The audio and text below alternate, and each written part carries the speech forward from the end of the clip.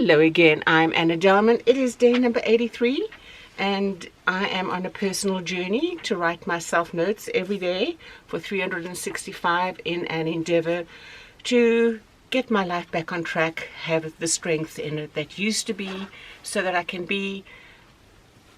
just live out the vibrancy I feel inside. I explained to a friend of mine quite a while ago, in the early stages of my recovery, once my physical mobility had slowly started to come back, that I felt like I was a soda bottle. I was all shook up inside and waiting for the cap to be removed so that I could live out the exuberance I feel inside.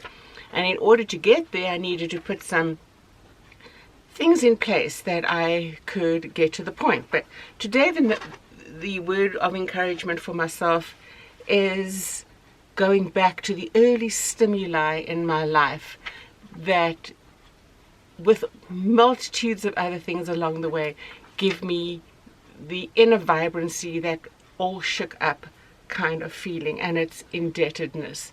And the reason I decided to focus on indebtedness is because this past week, Monday, Tuesday, it was a memorial service for the husband of a woman who invested so much of her time in me during the time I lived in the United States.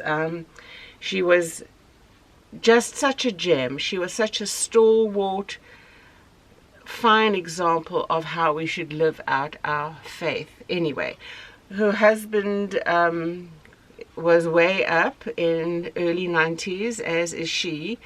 It's been years since I've had the ability to interact with them. However, as I mentioned yesterday, you know, the gratitude and the thankfulness and the appreciation we need to have in life.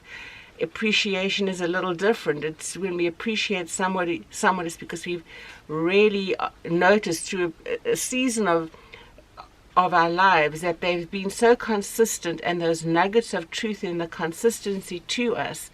So appreciation was a reasoned, a thought out observation and an acknowledgement of who and what they are, the characters that they've had, and that character invested in us.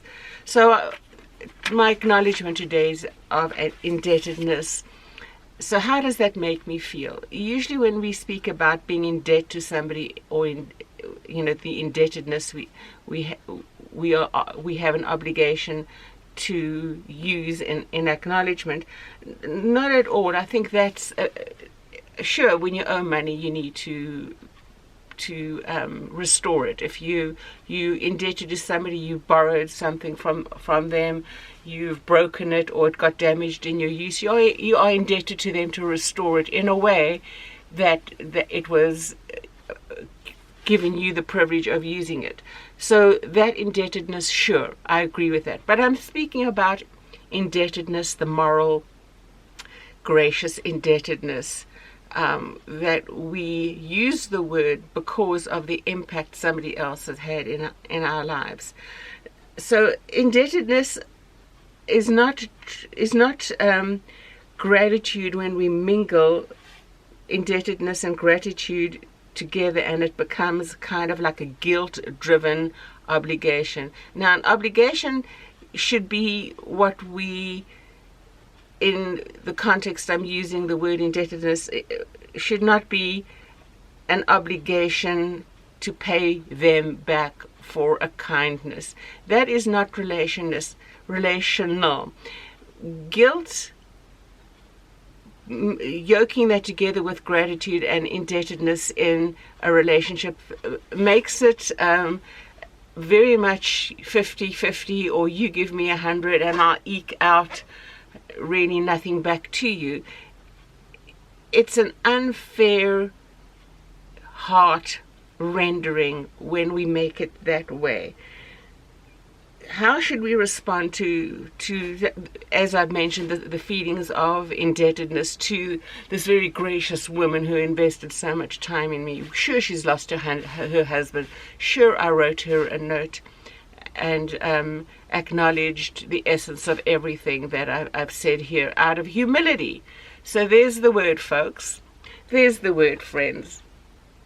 We should respond to feelings of indebtedness to the kindness, the grace, the investment others have made of themselves in our lives with humility and gratitude for the advantage they've given us through the investment they have bestowed on us in the transparency of their lives lived out before us. That kind of indebtedness should be binding of us to the common cause that initiated such an investment from them into our lives. Do we owe them something? No. We owe them respect. When I say do we owe them something, not really. We are not even obligated. I think it comes down to one word, and it's love. Is the love in our hearts all shook up and exuberant enough to owe them that kind of relational contract? I think it is. And so that comes down to humility, is that I've never deserved this kind of investment in my life from them.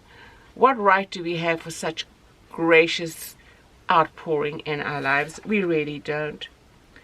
So the only obligation we should be left with is the mindset which they invested in us, paid forward.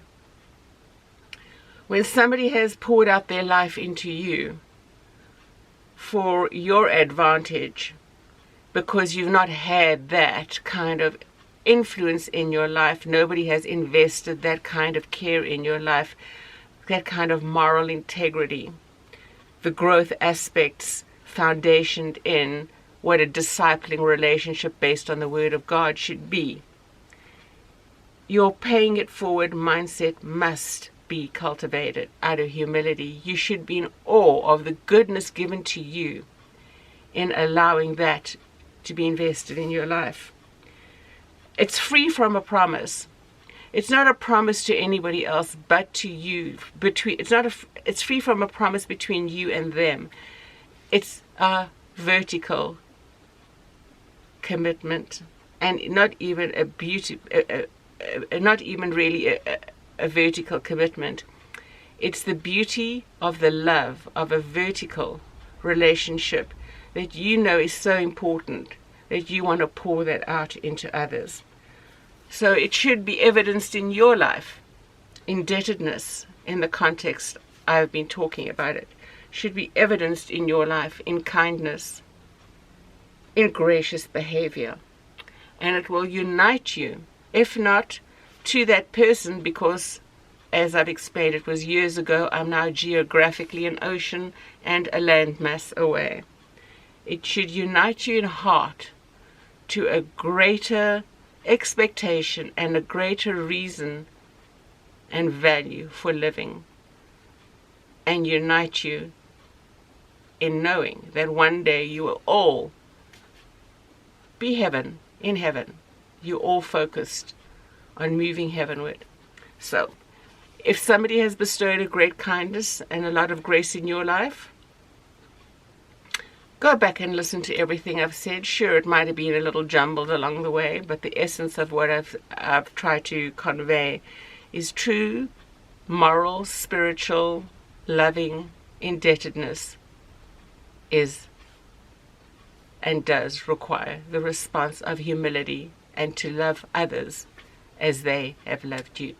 So until tomorrow, take care, and we'll talk again. Tomorrow I'll be doing a review of the week. Goodbye for now.